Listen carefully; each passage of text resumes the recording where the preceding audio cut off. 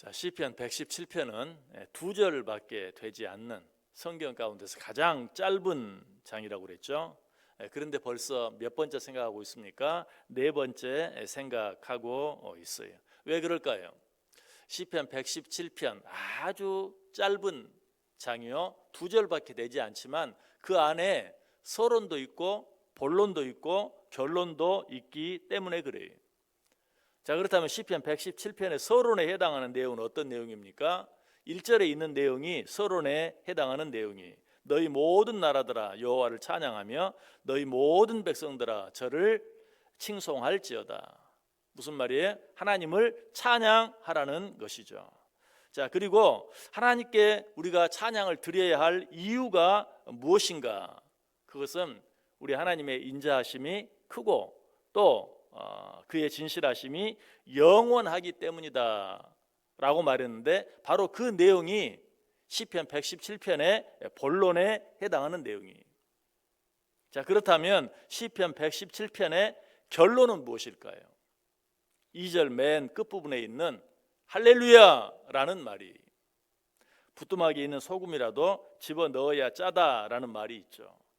그처럼 우리가 하나님을 찬양해야 한다는 사실을 아무리 잘 알고 또 하나님을 찬양해야 하는 이유가 무엇인가, 우리를 향한 여호와의 인자하심이 크고 우리를 향한 여호와의 진실하심이 영원하다는 사실, 그래서 우리가 하나님을 찬양해야 한다고 찬양의 이유를 아무리 잘 알아도 실제로 우리의 입을 벌려서 소리를 내서 하나님을 찬양하지 않으면 소용이 없는 것이, 여러분, 그래서 시인은 어떻게 하고 있어요?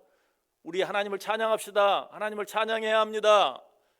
우리를 향한 여호와의 인자하심이 크고 우리를 향한 여호와의 진실하심이 영원하기 때문에 우리는 하나님을 찬양해야 합니다 라고 말하는 것으로 끝나지 아니하고, 실제로 자기 자신이 입을 벌려서 소리를 내서 할렐루야!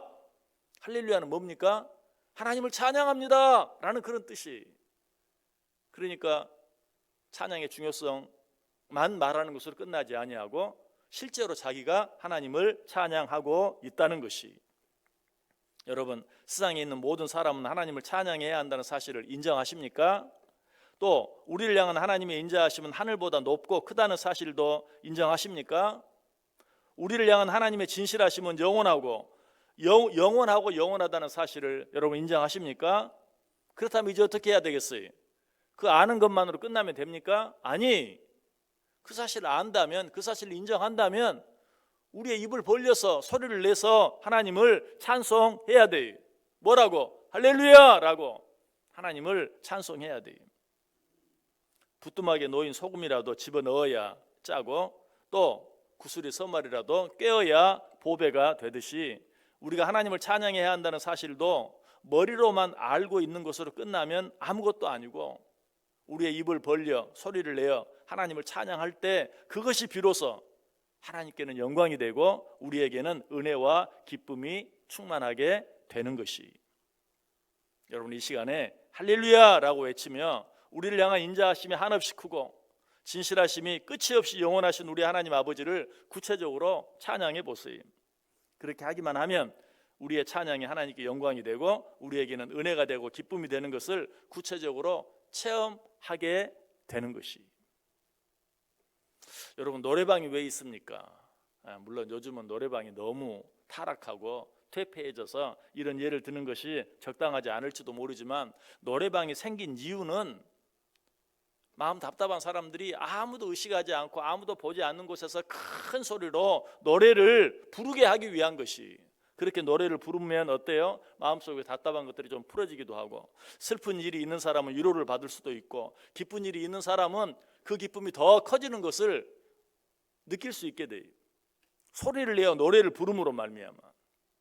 여러분, 사실 교회는 영혼의 노래방이 돼야 돼요.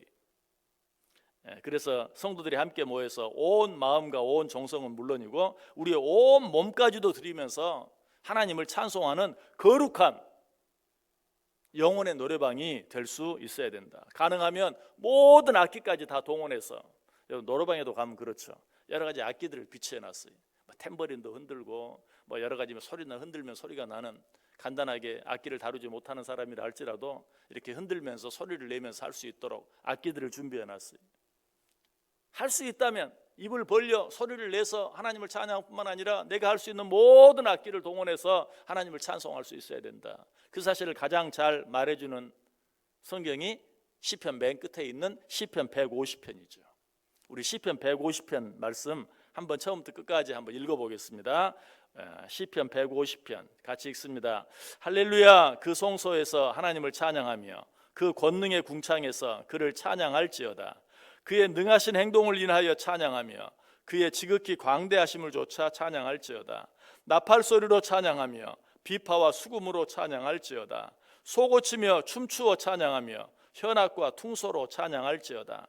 큰 소리 나는 제금으로 찬양하며 높은 소리 나는 제금으로 찬양할지어다.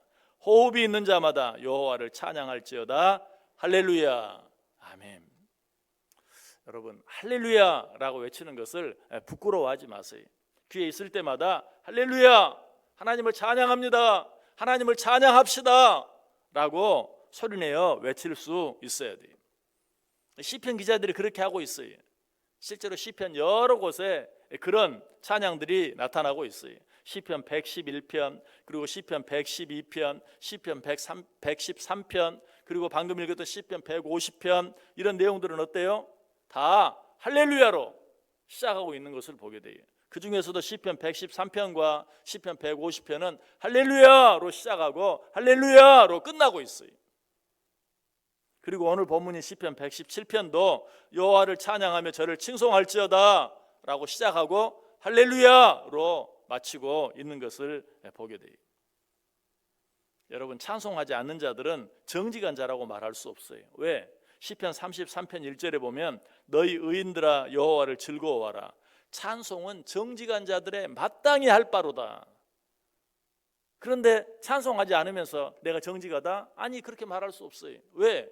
찬송은 정직한 자들이 마땅히 할 바이기 때문에. 찬송하지 않으면서 하나님을 창조주라고, 나는 그의 피조물이라고 말할 수 없어요. 왜?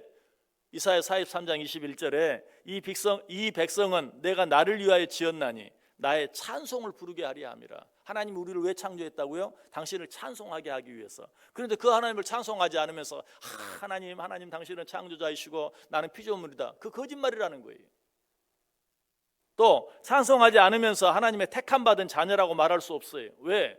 에베소서 1장 11절과 12절에 모든 일을 그 마음의 원대로 역사하시는 자의 뜻을 따라 우리가 예정을 입어 그 안에서 기업이 되었으니 이는 그리스도 안에서 전부터 바라던 우리로 그의 영광의 찬송이 되게 하려 함이니라.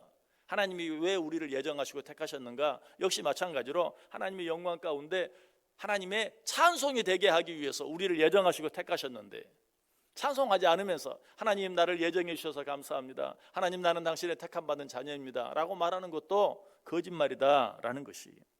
무엇보다 하나님을 찬송하지 않으면서 나는 하나님 안에 거합니다, 하나님이 내 안에 거하십니다 라고 말하면 그것도 거짓말이에요. 왜? 시편 22편 3절에 이스라엘의 찬송 중에 거하시는 주여 주는 거룩하시나이다 라고 말하고 있기 때문에, 하나님이 찬송 가운데 거하시는데 찬송하지 않으면서 하나님이 내 안에 거하십니다, 나는 하나님 안에 거합니다 라고 말하면 그것도 거짓말이라는 것이.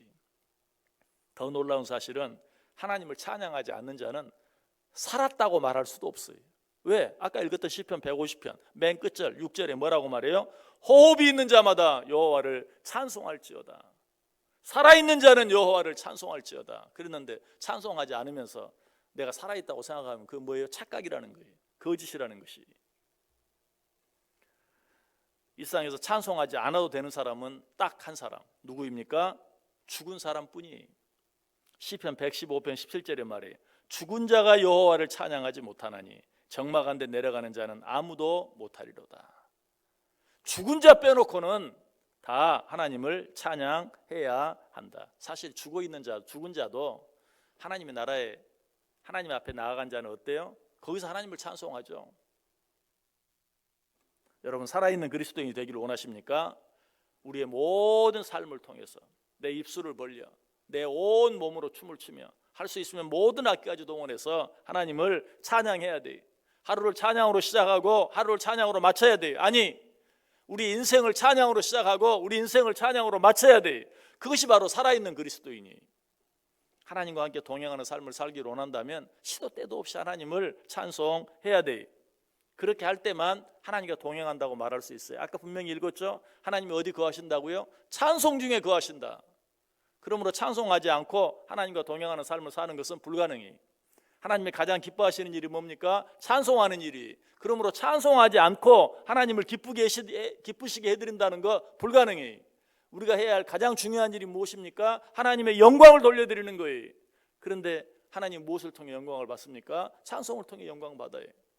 찬송하지 않으면서 하나님께 영광 돌린다라고 말하는 것 거짓말이라고 그랬어요. 오늘 하루 어떻게 살기를 원하세요? 여러분의 남은 삶을 어떻게 살기를 원하세요? 여러분 정말 하나님을 만나고 그와 함께 동행하며 하나님 안에 거하는 삶을 살기를 원하세요? 다른 방법이 없어요. 오직 하나님을 찬송하며 살아갈 때만 하나님을 기쁘시게 하고 하나님께 영광을 돌려드리고 오직 찬양하는 삶을 살아갈 때만 그 하나님의 은혜와 기쁨이 내 안에 충만해지는 그런 삶을 살아갈 수 있어요. 오늘 하루 여러분 찬양으로 하루를 시작했어요. 잘하셨어요.